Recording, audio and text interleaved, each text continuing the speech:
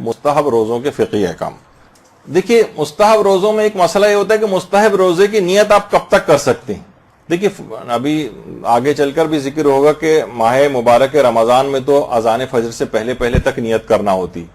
جان بوجھ کر بھی مستحب روزے کی نیت کو آپ اتنا ڈیلے کر سکتے ہیں، اتنا ڈیلے کر سکتے ہیں، یہاں تک کہ بالکل غروب کا وقت قریب آ جائے. ابھی تھوڑی دیر بعد مغرب ہونے والی ہے، روزہ افطاری کا ٹائم ہے. ٹھیک ہے، اس دوران بس آپ نے کوئی روزہ توڑنے والا کام نہیں کیا، یعنی منافی روزہ کوئی کام نہیں کیا، تو جان بوجھ کر بھی آپ پورے دن بغیر نیت کے رہیں اور اس کے بعد پھر 10 منٹ پہلے مثلا افطار سے آپ مستحب روزے کی نیت کر لیں اور 10 منٹ بعد افطار کر لیں، مستحب روزے کا ثواب آپ کو مل جائے گا. تو یہ یعنی فجر سے غروب تک کبھی بھی مستحب روزے کی نیت کر سکتے ہیں اور جان بوجھ کر بھی کر سکتے ہیں، مستحب روزے کا ثواب مل جائے گا. اچھا دیکھیے، واجب ماہ رمضان کے آدھا روزوں کے اندر تو آپ کو نماز فجر سے پہلے پہلے تک لازمی نیت کر لینی ہے. اس کے بڑے دقیق مسائل ہیں جو کہ آگے چل کر استقبال رمضان کی کلاسز وغیرہ اور رمضان کی کلاسز میں بھی اس کے مسائل آئیں گے. اچھا، جو اگر آپ واجب قضا روزہ رکھنا چاہتی ہیں تو اس کی نیت آپ زوال آفتاب سے پہلے پہلے تک کر سکتی ہیں، یعنی دوپہر ظہر تک. مثلا واجب قضا جیسے آج کل اگر آپ رکھنا چاہیں کہ میں اپنے کوئی قضا ماہ مبارک رمضان کے روزے رکھ لوں، اور آپ سو کر اٹھیں صبح 10 بجے مثلا، اور ابھی آپ نے منافی روزہ کوئی کام نہیں کیا، اسی وقت آپ نے سوچا کہ آج میں ایسا کرتی ہوں کہ قضا روزے کی نیت کر لیتی ہوں. آپ قضا روزے کی نیت کر سکتی ہیں، چاہے آپ کو اس سے پہلے رات کو ارادہ بھی نہیں تھا، آپ کا اب ارادہ بنا ہے لیکن آپ نے منافی روزہ ابھی تک کوئی کام نہیں کیا، تو زوال آفتاب سے پہلے پہلے تک رمضان کے قضا روزے کی نیت کی جا سکتی. بس صرف شرط وہی ہے کہ کوئی روزہ توڑنے والا کوئی کام ایسا آپ نے نہ کیا ہو. اچھا، اب کیا روزے میں کسی مرحوم یا زندہ کی نیابت کی جا سکتی ہے؟ دیکھیے واجب روزے میں تو ظاہر ہی نہیں ہو سکتا کہ ابھی مثلا والد حیات ہیں، والدہ حیات ہیں اور وہ روزے نہیں رکھ پا رہے ہیں تو ہم ان کی طرف سے رمضان کا روزہ رکھ لیں یا ان کی طرف سے قضا روزے رکھنا شروع کر دیں. یہ چیزیں پاسبل نہیں. مستحبات میں البتہ پاسبل ہو سکتی ہیں کچھ چیزیں، وہ بھی ان کا بیان ہوگا. تو اچھا دیکھیے، 2 طرح سے چیزیں ممکن ہوتی ہیں ثواب ہدیہ کرنا. ایک تو ہوتی ہے نیابت کرنا. نیابت کرنا مردہ کی بھی نیابت ہوتی ہے، زندہ کی بھی نیابت ہوتی ہے کہ یہ عمل میں فلاں زندہ کی طرف سے کر رہا ہوں. اس میں کچھ پابندیاں ہیں کہ کون سی چیز زندوں کی طرف سے ہو سکتی ہے اور کون سی چیز مردوں کی طرف سے ہو سکتی ہے. لیکن اہدا جو ہے یعنی ہدیہ کرنا، یہ زندہ اور مردہ دونوں کے لیے بالکل صحیح. مثلا آپ نے 2 رکعت مستحب نماز پڑھی اور اس کے بعد آپ نے کہا کہ اس 2 رکعت مستحب نماز کا ثواب میرے والد گرامی کو پہنچے جو کہ اس وقت حیات ہیں مثلا، یا میری والدہ جو اس وقت حیات ہیں، یا فلاں رشتہ دار جو اس وقت زندہ ہے، اس کو بھی آپ ہدیہ کر سکتی ہیں. تو ہدیہ تو سب زندہ کو بھی ہو سکتا ہے، مردہ کو بھی ہو سکتا ہے. لیکن نیابت، اچھا نیابت کے اندر بھی دیکھیے بہت ساری چیزیں ہیں. کچھ مستحبات ایسے ہیں جیسے تلاوت قرآن، آپ اپنے لیے تلاوت قرآن کروائی جا سکتی. سورہ فاتحہ، جب مرحوم کے لیے سورہ فاتحہ کا پرچہ جا رہا ہے اس میں آپ اپنا نام بھی شامل کروا سکتی ہیں جو کہ زندہ بیٹھے ہوئے ہیں. مثلا ایصال ثواب کی مجلس زندہ کی طرف سے بھی ہو سکتی، زندہ کی بھی ہو سکتی، تو اس میں کوئی حرج نہیں ہے. بہت سے مستحبات ایسے ہیں. لیکن نماز و روزے کا ایک مسئلہ ہے.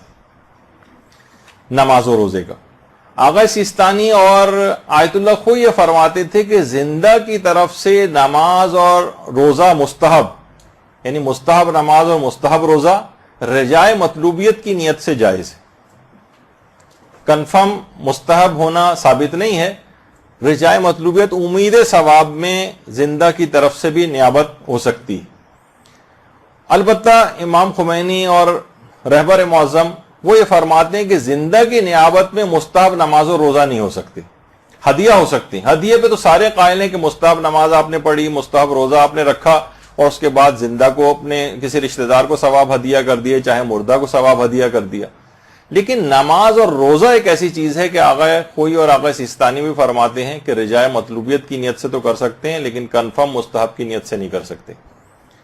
اور امام خمینی اور آغا خامنئی تو فرماتے ہیں نہیں، زندہ کی طرف سے نیابت نہیں ہو سکتی نماز اور روزے کے لیے.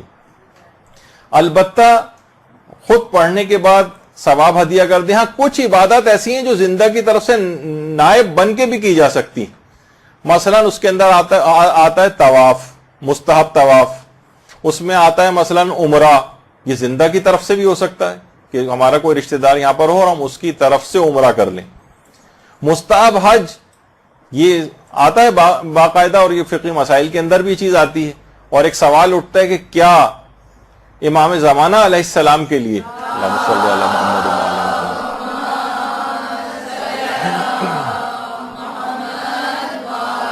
محمد، ہم مستحب حج کرنے کے بعد کیا، ایک تو ہے کہ مستحب حج کرنے کے بعد ہم اس کا ثواب ہدیہ کریں، اور ایک ہے ہم امام زمانہ کی نیابت ہی کے اندر کریں، ان کی طرف سے نیابت کرتے ہوئے اس پورے حج کو، مستحب حج کو انجام دیں.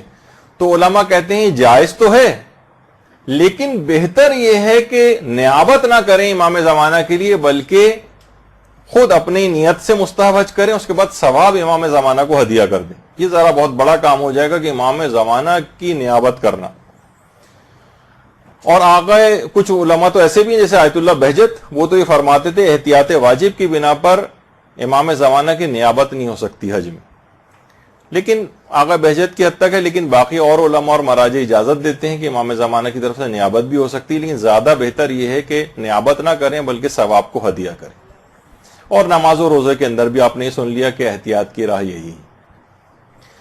اچھا، اب ایک مسئلہ آتا ہے کہ کیا مسافر، ابھی ایک ایک مسئلے کو آگے لے کے جا رہے ہیں تاکہ مستحب روزوں کے جو فقہی احکام جو بہت دلچسپ ہیں وہ بھی آپ کے سامنے آ جائیں. تو پہلے تو یہ کہ کیا مسافر سفر میں واجب روزہ رکھ سکتا ہے؟ جواب ہے کہ نہیں. مسافر جس کا بھی 10 روز سے کم کا سفر ہے وہ سفر میں واجب روزہ نہیں رکھ سکتا ہے. پھر دوسرا سوال یہ کہ اب کیا سفر میں مستحب روزہ رکھا جا سکتا ہے؟ تو دیکھیے، سفر میں مستحب روزہ بھی نہیں رکھ سکتے. سفر سے مراد وہ سفر کہ جو کہ 10 روز سے کم کا ہو. ظاہر ہے 10 روز سے زیادہ قیام ہے، مقیم ہونے کے بعد تو نماز اور روزہ کرنا پڑتا ہے وہاں پر. تو کیا سفر میں مستحب روزہ رکھا جا سکتا ہے؟ جواب ہے نہیں، سفر میں مستحب روزہ نہیں رکھا جا سکتا. البتہ ایک خاص طریقہ آتا ہے، وہ ہے کہ نظر کر کے اس مستحب روزے کو واجب کر لیا جائے اپنے لیے. لیکن اس کے خاص، وہ میں فی الحال اس میں نہیں جانا چاہتا، اس کے کچھ اور دقیق باتیں بھی ہیں اس کے اندر، تو اس کو چھوڑتے ہوئے اصلاً یہ ہے کہ سفر میں مستحب روزہ نہیں رکھا جا سکتا. پھر ایک چیز آتی ہے مدینے میں حاجت کے 3 روزے رکھنا. خواہ مدینے میں، دیکھیے عام طور پر جو حاجی حضرات جاتے ہیں وہ مدینے میں پورے 10 روز تک ان کا قیام بھی نہیں ہوتا ہے، 8 روز کا قیام ہوتا ہے. تو ظاہر ہے کہ پھر ان کو سفر میں روزے رکھنے کی اجازت نہیں ہے. مسافر کو 10 روز سے کم کا قیام ہے. لیکن خاص طور پر مدینے میں حاجت کے 3 روزے رکھنا، کہ لازمی وہ حاجت، ایک سے زائد حاجات بھی ہو سکتی ہیں، ایک حاجت، ایک کوئی مستقل اہم ترین حاجت دماغ میں رکھے اور اس کے 3 روزے رکھے کہ میری وہ حاجت پوری ہو جائے. ایسی ناممکن حاجتیں لوگوں کی وہاں پر پوری ہوئی ہیں، اور یہ الگ سے ایک ایکسیپشن ڈالی گئی ہے. مسافر سفر میں مستحب روزہ نہیں رکھ سکتا ہے، لیکن صرف مدینے میں حاجت تک کہ یہ حاجت کے 3 روزے مکے میں بھی نہیں رکھے جا سکتے، یہ نجف اور کربلا میں بھی نہیں رکھے جا سکتے. مسافر جس کا 10 روز سے کم کا قیام ہو، یہ صرف مدینے میں حاجت کے 3 روزے خصوصی استحباب ہے، اس کو وہاں پر اجازت ہے. اور یہاں تک کہ ایک دفعہ ہمارے استاد محترم نے بات بیان کی تھی کہ ایک صاحب تھے جن کے 13 سال کے لڑکے کو ایک خطرناک بیماری ایڈز ہو گئی تھی. بہت سارے اس کی وجوہات ہوتی ہیں، کوئی خراب کانٹامینیٹڈ نیڈل جو ہے وہ استعمال ہو گئی، انجیکشن استعمال ہو گیا، بلڈ ٹرانسفیوژن میں وائرس چلا گیا کسی بھی وجہ سے.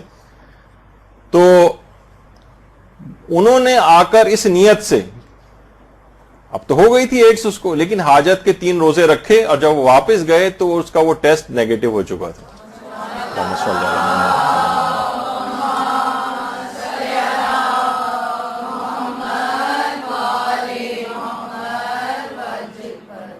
تو مدینے میں حاجت کے 3 روزے رکھنا مستحب روزہ، اگرچہ مسافر نہیں رکھ سکتا، لیکن اس کا اتنا زیادہ ثواب بھی ہے اور یہ بہت مجرب بھی ہے کہ وہ لازمی وہ دعا قبول، حاجت قبول ہو جاتی ہے جو ان 3 روزے رکھنے کے بعد مانگی جاتی ہے. اچھا، پھر اگر مسئلہ یہ تو وہ والا مسافر رکھ سکتا ہے نا کہ جس پر کوئی قضا ماہ مبارک رمضان کا کوئی قضا روزہ نہیں ہے، لیکن اگر وہ مسافر کے اور پہلے سے رمضان کے قضا بھی ہیں تو کیا تب بھی اس کو یہ سہولت ملے گی کہ وہ مدینے میں حاجت کے 3 روزے رکھ سکے؟ یہ بھی ایک بڑا مسئلہ پیش آتا ہے۔ تو علماء یہ کہتے ہیں کہ علماء میں بھی امام خمینی، رہبر معظم آیت اللہ خامنئی اور آیت اللہ خوئی وہ فرماتے تھے کہ جی ہاں، تب بھی جس شخص پر قضا روزے ہوں تب بھی اس کو اس بات کی اجازت ہے کہ وہ اس مسافر مہینے میں 10 روز سے اگر کم کا قیام ہے اس کا تو مدینے میں وہ حاجت کے 3 روزے رکھ سکتا ہے، چاہے اس پر قضا روزے ہی کیوں نہ ہو۔ البتہ آیت اللہ سیستانی فرماتے ہیں کہ جس پر قضا روزے ہوں اس کے لیے مدینے میں حاجت کے 3 روزے رکھنے میں اشکال ہے۔ اچھا، ایک جگہ مناسک کے حج میں ایک جگہ آغا سیستانی کا استحباب بھی لکھا ہوا ہے، لیکن کچھ استفتاحات کے اندر پھر ریسنٹلی ابھی 1-2 روز پہلے ہی ہم نے استفتاح کیا تو وہاں سے پھر اشکال ہی کا جواب آیا کہ جس پر قضا روزے ہوں وہ نہیں رکھ سکتا ہے مدینے میں حاجت کے 3 روزے۔ تو اس میں اگر کوئی اس لحاظ سے کوئی گنجائش نکلتی ہو رجوع وغیرہ کرنے کی، البتہ اس کے بعد اگر آیت اللہ وحید خراسانی کی طرف رجوع ہوتا ہے تب بھی آیت اللہ وحید خراسانی بھی اس بات کی اجازت نہیں دیتے ہیں کہ جس پر قضا روزے ہوں مدینے میں حاجت کے 3 روزے رکھے۔ پھر کوئی اور علماء سے بات کر کے اس کا حل نکالنے کے مثلا نظر کرنے کے حوالے سے ایک مسئلہ ہے، لیکن آغا سیستانی اس کے بھی قائل ہیں کہ جس پر ماہ رمضان کا کوئی قضا روزہ ہو تو اس کے لیے نظر کرنا بھی اشکال رکھتا ہے روزے کی، وہ اس کی منت بھی نہیں مان سکتا ہے، اور اگر اس نے مان بھی لی ہے تو اپنے تمام قضا روزے پہلے اتارے گا، اس کے بعد پھر وہ منتی روزہ رکھے گا۔ خیر، ایک بڑا پیچیدہ اس کے اندر مسئلہ ہے، تو بہرحال یہ آپ کے سامنے تاکہ ایک چیز آ جائے، لیکن یہ ہے کہ بہرحال مستحب روزوں کے اندر، تاکیدی روزوں کے اندر مدینے میں حاجت کے 3 روزے بھی ہیں، لیکن جس پہ قضا روزہ ہو، جب بھی انسان جلد سے جلد اپنے قضا چیزیں اتارے کہ آخرت میں تو اپنی جگہ نقصان ہے کہ آپ کیوں پورے کر کے نہیں آئے ہیں، تو اس دنیا کے اندر بھی دیکھیں کہ اتنی اہم ترین چیز ہے کہ وہاں اشکال پیدا ہو رہا ہے کہ وہ اپنی اہم ترین حاجت بھی قبول کروانے کے لیے جو سب کو اجازت مل رہی ہے اس کو اجازت نہیں مل رہی، کچھ مہاراجی اجازت نہیں دے رہے ہیں جیسے، تو جلد سے جلد اتارنے چاہیے۔ اچھا، اب پھر ایک مسئلہ اور بھی ہے، مدینے میں حاجت کے 3 روزے کس دن رکھے جائیں؟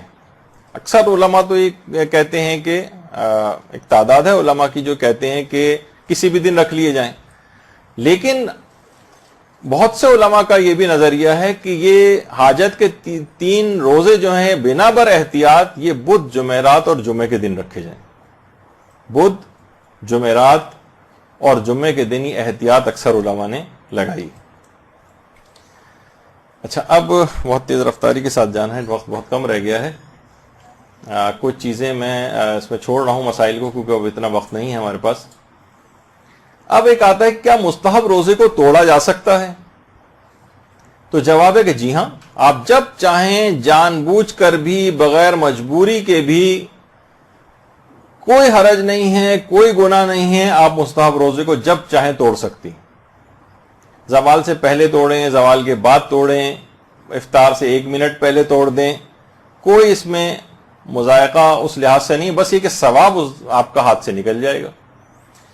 لیکن کوئی اس میں لوگ کہتے ہیں نا کہ پریشان ہوتے ہیں کہیں کوئی گناہ لازم نہ جائے، کوئی گناہ نہیں، کوئی قضا نہیں ہے، کوئی کفارہ نہیں ہے، کوئی کچھ نہیں۔ اچھا، پھر دوسرا سوال یہ ہوتا ہے کہ کیا کسی کے دعوت دینے پر مستحب روزے کو افطار کیا جا سکتا ہے یا کھولا جا سکتا ہے؟ تو جواب ہے کہ جی ہاں، اگر کوئی مومن آ کر دعوت دے کہ آپ روزے سے آپ افطار کر لیں، تو خواہ ظہر سے پہلے ہو خواہ ظہر کے بعد دعوت دے، کبھی بھی دن میں دعوت دے دے کھانے کی، تو آپ کے لیے مستحب ہے کہ اس کے دل کو خوش کرنے کے لیے آپ اپنے روزے کو افطار کر لیں، اور آپ کو اس کا پورا فائدہ بھی ملے گا، یعنی آپ اس کی دعوت کو قبول بھی کریں۔ اچھا، لوگ کہہ رہے ہیں کہ اس طرح افطار کرنے کا کوئی ثواب ہے؟ یعنی ایسا تو نہیں کہ ہم تو گویا بیچ سے روزہ توڑ رہے ہیں؟ تو اس کا جواب ہے کہ جی ہاں ثواب ہے، اور اس روزے کو مکمل ایک لحاظ سے کرنے، اس روزے کا بھی پورا ثواب ملے گا آپ کو، اور مومن کے دل کو خوش کرنے کا بھی ثواب ملے گا. یعنی ایک لحاظ سے اس کے اندر ثواب ڈبل ہو جائیں گے. اور بہت سی جگہوں کے اوپر تو روایات کے حوالے سے بہت سی جگہوں پہ تو اس طرح سے جو افطار کیا جاتا ہے 10 دن کے روزوں کا ثواب اس کو دیا جائے گا، اور ایک روایت کے مطابق تو 1 سال کے روزوں کا ثواب اس کو دیا جائے گا.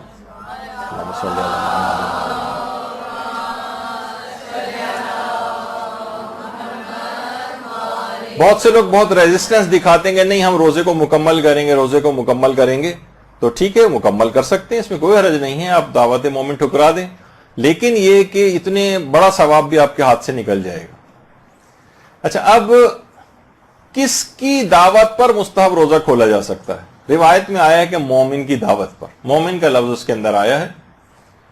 اچھا، بہت سے لوگ ایک سوال کرتے ہیں کہ کیا مثلا بیویاں روزانہ عام طور پر ناشتہ لگا دیتی ہیں اور دعوت دی آئیے، یعنی مثلا کہتی ہیں کہ ناشتہ کر لیں، اور مثلا ڈائننگ ٹیبل جو سجی ہوئی ہے اور بریڈ بھی ہے اور انڈا بھی رکھا ہوا ہے، جس طرح پورا ہوتا ہے اچھا ناشتہ، وہ اگر روزانہ کی بنیاد پہ ہم روزانہ صبح کو نیت کریں مستحب روزے کی اور وہ روزانہ ناشتہ لگا دے، تو کیا روزانہ لوگ کہیں گے تو کھیل ہو رہا ہے بھائی، اور یہ روزانہ بڑے آرام سے اس کی مستحب روز؟ جی ہاں، یہ مستحب روزوں کا ثواب بھی ملے گا اس کو، اور مومن یا مومنہ کی دعوت کو قبول کرنے کا بھی ثواب ملے گا.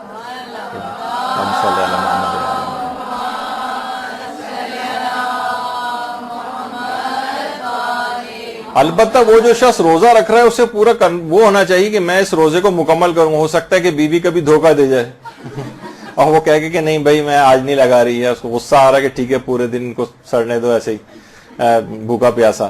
تو وہ یہ نہ ہو کہ وہ پہلے سے کہے کہ میں نیت کروں اور تم اتنے بجے ناشتہ لگا کے مجھے کھلوا دینا، یہ نہیں، اس میں جال سازی نہیں چلے گی. یعنی لیکن اگر وہ خود سے لگا رہی ہے، خوش ہو رہی ہے کہ شوہر جا رہا ہے اور جاب پہ جا رہا ہے، وہاں بھوک پیاس اس کو لگے گی، اس کو بہتر ہے کہ کھا پی بھی لے اور ثواب بھی اس کو مل جائے، تو اس میں کوئی حرج نہیں ہے، ایسا کیا جا سکتا ہے اور روز بھی ایسا ہو سکتا ہے.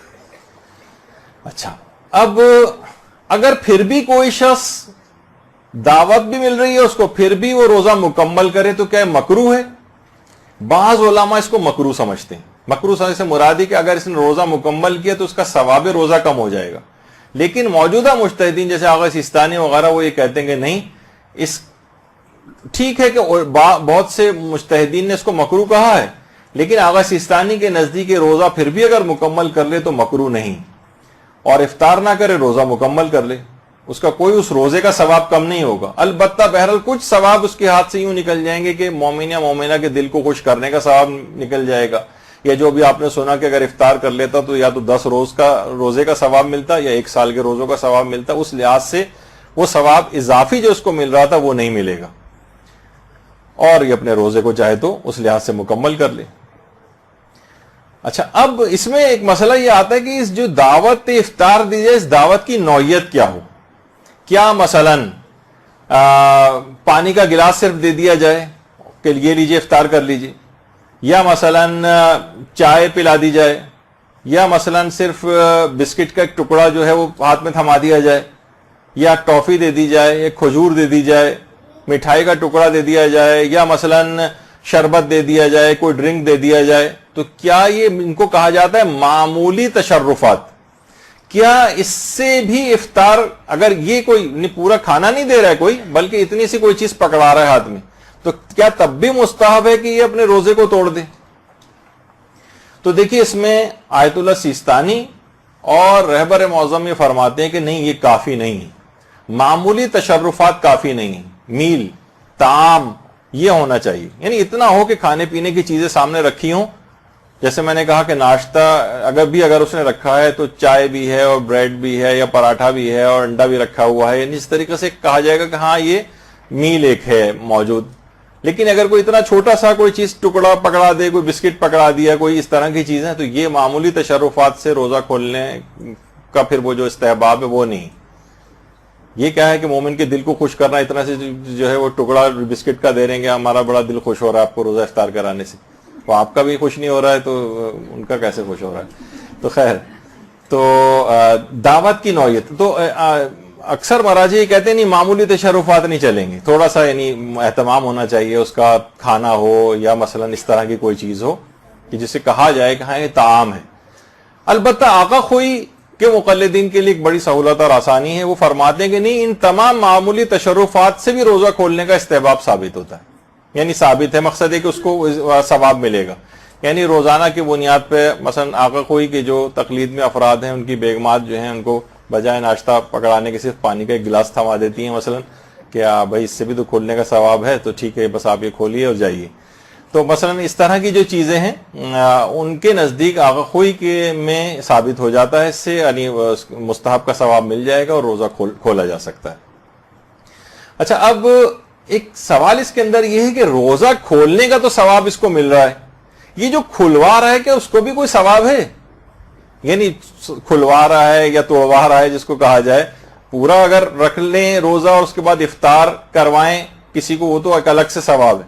لیکن یہ جو بیچ میں روزہ ہمارا کھلوا رہا ہے, اکثر مساجد کے اندر لوگ چیزیں لے کر کھڑے ہو جاتے ہیں اور لوگوں کو چھوٹی چھوٹی سی اس طرح کی چیزیں پکڑا رہے ہوتے ہیں. چلیں اگر وہ میل کے طور پر اور وہ اپنے اختلاف اپنی جگہ پر ہے کہ چھوٹی موٹی چیزوں سے کھلتا ہے یا نہیں کھلتا ہے, وہ ایک الگ ہے. تو کیا کھلوانے والے کو بھی کوئی ثواب ہے؟ تو جواب اس کا یہ ہے علماء نے دیا کہ کھلوانے والے کو کوئی ثواب نہیں. یہ جو روزہ کھول رہا ہے اس کو فقط ثواب ملتا ہے. تو بہرحال